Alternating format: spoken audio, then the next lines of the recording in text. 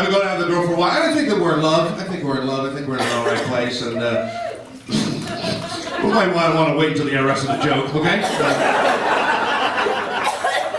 I don't know. I'm kind of getting to a point where, at a certain age, where I don't know how much love is important. I think it just comes down to finding someone that will put up with your bullshit. I think that's it, basically. I think that basically that's what wedding vows should be. Do you want to put up with their bullshit? Will you put up with her bullshit? All that back and forth, right? But you know what I think love is? I think love is driving home with the one that you love, and sometimes they get you so angry that you want to push them out of a moving car, yet you still want them to be there when you get home. That's what I think love is.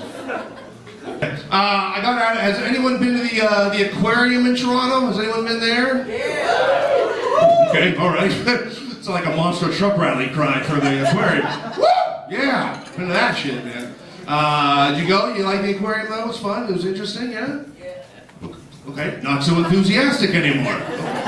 I enjoyed the aquarium. I thought it was fun. Lots of pretty fishes at the aquarium. And you know what I didn't think was necessary at the aquarium? Maybe they didn't need to serve fish and chips at the snack bar.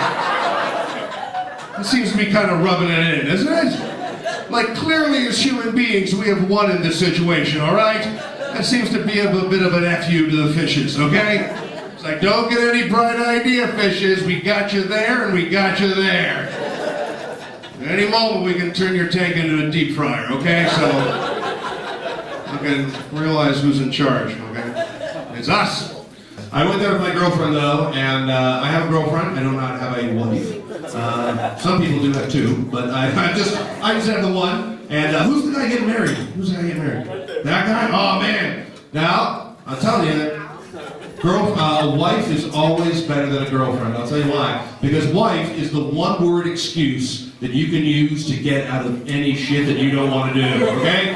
Trust me, from now on, you know, if a buddy of yours calls you and says, hey, man, can you help me move my apartment? Man, I gotta move this weekend. Can you help me out? Sorry, man, you know, wife. Fucking out of there, man. You do not have to do shit. And no guy wants to hear whatever the excuse is after wife, okay? You just say wife, everyone's just like, no, fine, man, get out of here. Don't worry about it. It'll be okay. If you're at a party and you want to leave because you just don't want to be there anymore, you just go to whoever's having the party, you just go, hey, man, I got to get out of here. Oh, really? Why'd you have to go? You know, wife. Okay, man, that's cool, man. Totally understand. Get the fuck out of here. I don't even want to know. And I'm not a sexist. Girls can use this too, okay? If you're at a party and you don't want to be there anymore, just go up to, hey, I got to get out of here. You know, my husband, he's all fucked up. And, hey, that's cool. Don't worry about it. It's a great excuse. You got to have one in your back pocket all the time. And the only other good excuse, the only other one-word excuse you get out of shit is diarrhea.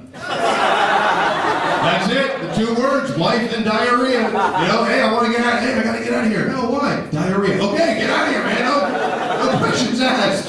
A lot of couples here tonight. That's nice. I like seeing that. I just got into a relationship a little while ago myself. And we actually found each other on Plenty of Fish, too. The person over there was...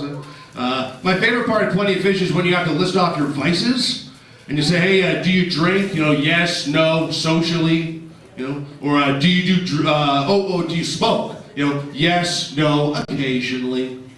Favorite question, do you do drugs? Most people are no, some people are yes. Favorite answer, prefer not to say.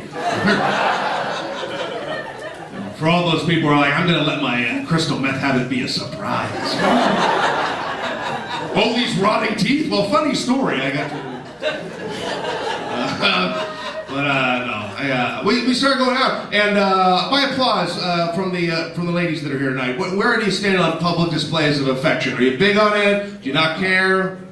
Yeah. No? All right. Some women, you know, makes them feel a little uncomfortable. Some women want more public displays of affection. Here's my piece of advice. If you want more public displays of affection from your husband or your boyfriend, this is what you should do. Take him to the next gay pride parade, okay? You are not going to see him grab your hand faster in your entire life until you take him to a gay parade. He's like, where's your fucking hand? I'm with a woman! Sorry, fellas, I'm with a woman. This is not for you. This is not for you. This is not for you.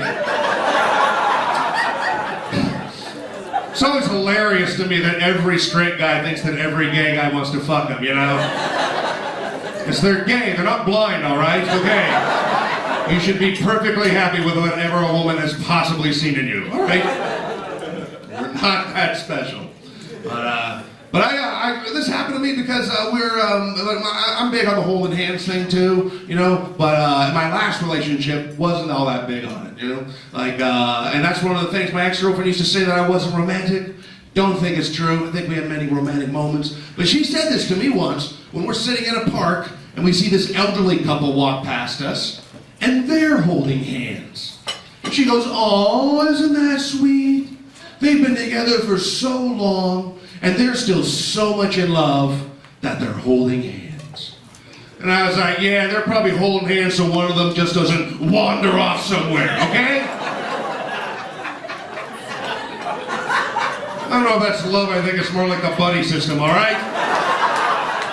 We don't know their story. Don't give them too much credit, okay? Oh, my God. But I think you can always tell when a relationship is going downhill is from the gifts that you give each other, right? You can always tell. Like, I knew things were going downhill in my last relationship because for her last birthday, I bought her a vibrator. And I can't think of a more romantic way of saying, I give up. You take a shot. I'll just sit back, watch, take some notes. You know. This was what happened to me. One time, my ex and I were sitting at home, we're watching Law and Order, and we used to actually watch CSI together, but one time she caught me taking notes. And, make it look like an accident. No, so we're watching Law and Order, and she turns to me, and she asks, what's your name, dude? Shane, do you think this is a creepy question, Shane? She actually turned to me and said, hey, what would you like to have written on your tombstone? Kind of creepy, right? I had no idea, I never even thought of that, right? So she says to me, well, I thought, because you're a comedian, on your tombstone you could have thank you and good night. It's like, oh, that's kind of cute. Then she says to me, well, what would you like to have written on my tombstone? I was like, I don't know, how about 2015? We got it. It's funny because she's dead, so I don't know. She's fine.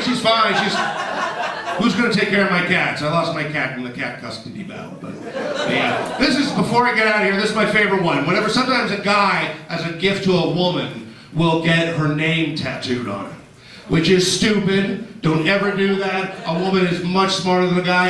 A woman would never do that. A woman would be like, how about you get me a necklace or a bracelet or a ring or something I can take off when you're an asshole, you know? Oh, but a guy's like, look what I did for you. This is all for you, right? But don't ever do that. If you're stupid enough to get a woman's name tattooed on you, make sure that you leave enough room for is a bitch for when you eventually break up. Because your new girlfriend's going to be like, hey, who's Sarah? Oh, Sarah's a bitch. Don't worry about it. We'll be all right. I didn't want to have kids. But I think the girl that I'm going out with now wants to have kids, too. We've been going out for almost 2 years. I think she wants to have kids. And I know that she wants to have kids because one night I caught her poking holes in the condoms that we use. Yeah, let me just say that it really fucking hurts. So, let's... Okay, we got it over here. Over here, we got it there. And everyone else, I'm wearing them at the time. Okay, all right. Are there a lot of parents here tonight that are just happy to be away from their kids? Okay, that's cool. We're all swinging single. Okay, that's nice. I don't have, like I said, I don't have kids, and I don't know at what age you teach your kids anything about sex. I don't know what age you do that. It's a scary world out there, and I think if you have kids, you should teach them early, right? You got to teach them when they're young, right? Don't let them figure it out on their own, like on the internet or from their stupid friends or anything like that, right? Because when I was growing up, around 13, my parents found a copy of Swank magazine in my bedroom, and my parents were like, oh, we should teach our kid about sex. He's obviously interested in it. And so this is literally the only conversation that my dad ever had with me when it came to sex, right? He just comes into my room, very awkwardly, sits down, looks at me straight in the face. This is all he says. Just remember to wash your balls. And then he got up and he left the room, and that was it.